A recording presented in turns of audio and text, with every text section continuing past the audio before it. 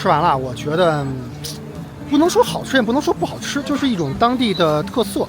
然后味儿特别像一种甜味儿的粥，但我想不起来像哪种粥了，有点像燕麦的感觉吗？而且其实吃起来真的不像鸡蛋，也不像各种蛋，没有那种蛋的任何腥味儿。我觉得如果没吃过的人可以来这儿尝试一下，觉得买2煮的其实就可以了。它那个最后的那个东西是调了甜味的作用。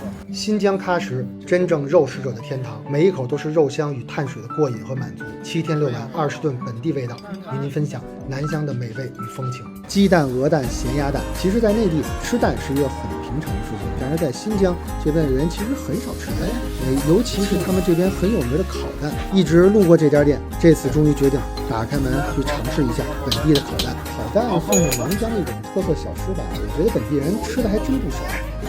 他们可以烤鸡蛋、鸭蛋、乌鸡蛋、野鸡蛋，包括鸵鸟蛋。但是他们更有特色的是一种混合蛋，也就是用相对大个的鸭蛋打底，把蛋清倒出来，加上鸡蛋和鸽子蛋的蛋黄，然后再兑上他们的秘制调料。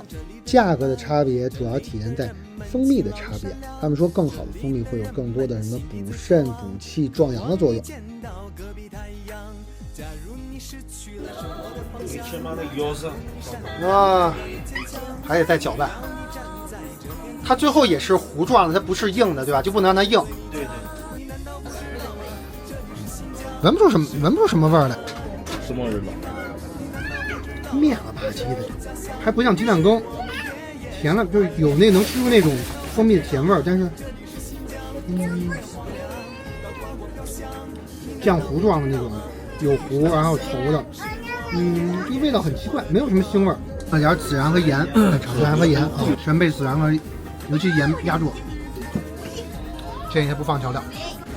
吃完了，我觉得不能说好吃，也不能说不好吃，就是一种当地的特色。